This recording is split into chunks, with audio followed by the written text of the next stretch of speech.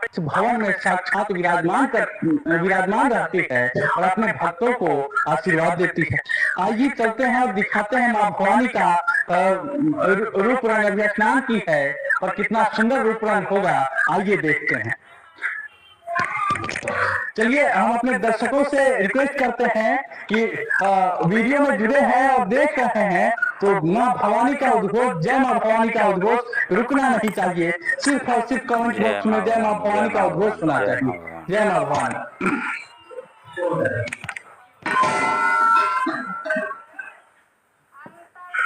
देखिए भक्त लोग आए हुए हैं, पूजा कर रहे हैं और सब कोई अपना मनोकामना लेकर के आता है माँ भवानी। तब देखिए कितना सुंदर रूप रंग है माँ भवानी का। जो दरबार है कितना सुंदर है। माँ भवानी का जो ये शक्तिपीठ है, मनोकामना शक्तिपीठ मिट्टी का बना हुआ है। मिट्टी का प्रतिमा शायद पूरी दुनिया में कहीं भी नहीं है। सही बात है ना, मिट्टी का प्रतिमा और कहीं नहीं है, पूरे विश्व में कहीं नहीं है। जो पूर्ण कहानी हम आपको बताए हैं और जो माँ जब परिक्रमा की है, यही जगह हवन कुंड है। ये हवन कुंड है, यही जगह हवन कुंड है। अच्छा।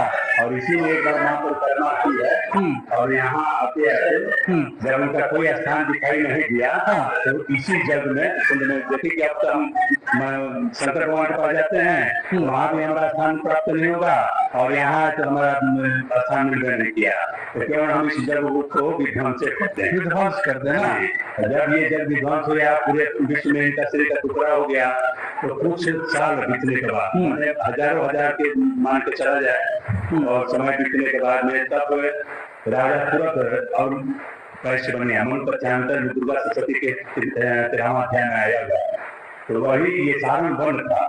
तो सारण वन में जब राजा सूरत राजपाट संभालने लगे तो वही जो है उनका राजपाट दूसरे देश का राजा चढ़ाई किया, तो उस समय हार गए और माँ का परम भक्त थे, तो अपनी जान बचा करके सारण वन में भाग गया। सारण वन था पूरा। अच्छा। और समाधि नाम वैश्य बनिया अपने घर से कुछ कलह होने के कारण वो अपना घर छोड़ चुके थे।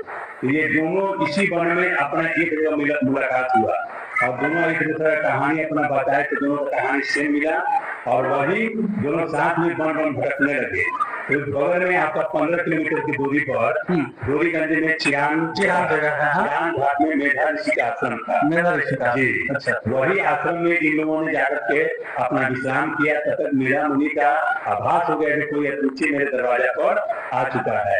तो माँ वहां से गंगा का संध्या कर करके और वहां से वो अपनी कुटिया में पहुंचे। ये लोग अपना स्थान छोड़ करके और साष्टांग नमस्कार किया और नमस्कार करके और पूछा कि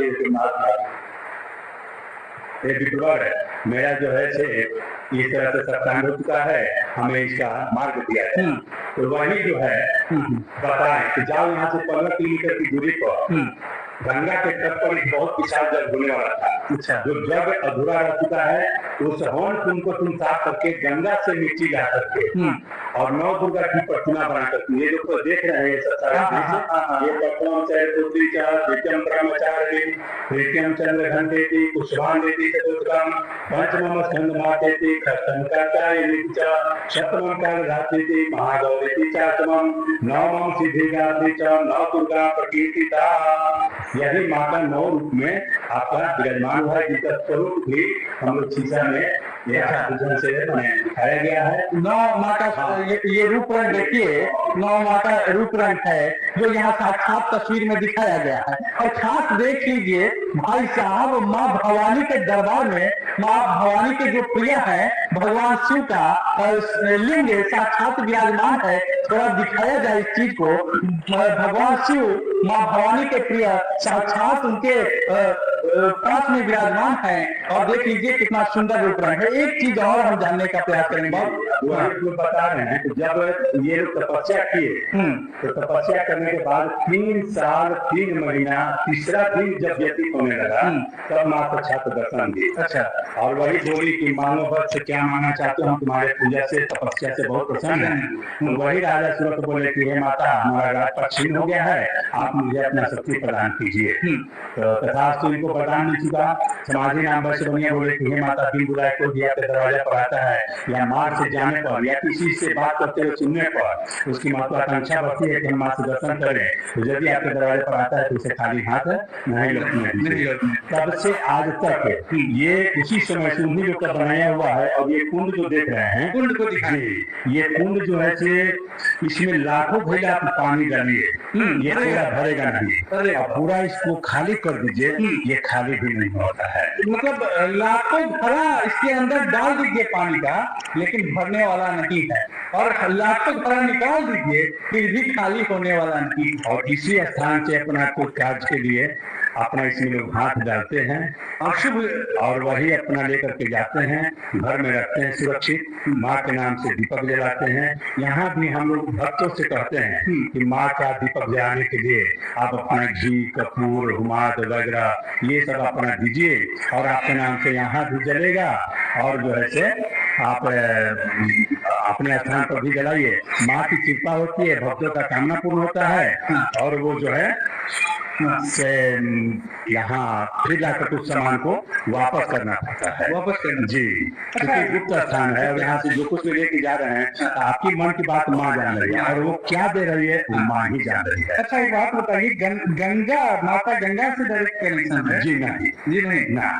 अच्छा, माता गंगा बगल में है, बगल में। और यहाँ से पानी कभी लीक नहीं हुआ? नहीं हुआ। कहे कि सुनते हैं कि बढ़ोतरी भी हुआ है ना, अभी गंगा को आप देख रहे हैं, लेकिन यहाँ कोई आपको अंतर दिखाई दे रहा है। देखिए पूरा दिया में रेड अलर्ट है और बगल में माँ गंगा साक्षात अपना प्रकोप दिखा रही है। पानी का जलस्तर तेजी से बढ़ रहा है और कई एक गांव का गांव बह रहा है पानी में। और देखिए कि यहाँ का जलस्तर थोड़ा भी नहीं बढ़ रहा है। थोड़ा सा नजदीक से आकर के दिखा दीजिए, जल स्तर का जो पहले जैसे था उसी प्रकार से अभी भी जल स्तर बढ़ा हुआ है। इस प्रकार की यहाँ शक्ति है, सिद्ध शक्ति।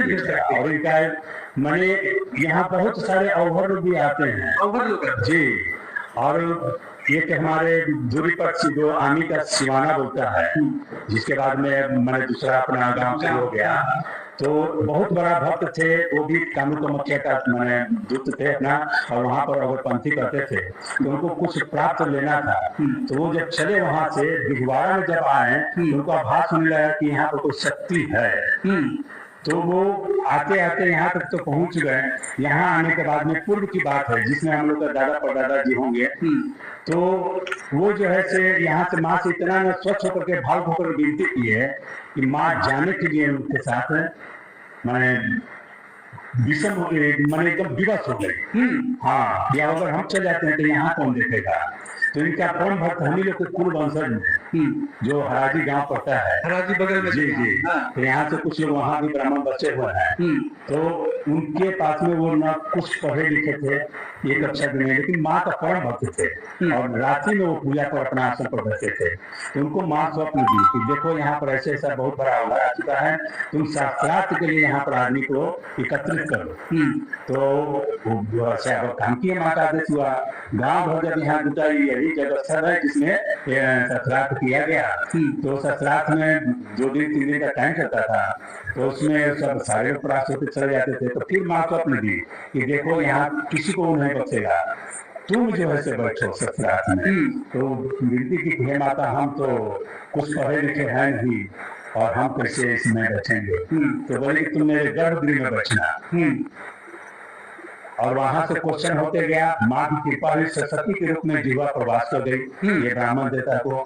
और यहाँ से 3 क्वेश्चन किए जिसका जवाब वो नहीं दे पाया। यानी माता सती को और माँ भवानी को ये जगह इतना प्रिय है कि यहाँ से हटना नहीं चाहते हैं। और देख लीजिए कि पूरे बिहार और पूरे भारत को गर्व है कि माँ भवानी और ये मिट्टी का प्रतिमा सारण में स्थापित है। सारण के लोगों को खास गर्व है। सोनपुर विधानसभा क्षेत्र में है तो सोनपुर के लोगों को और भी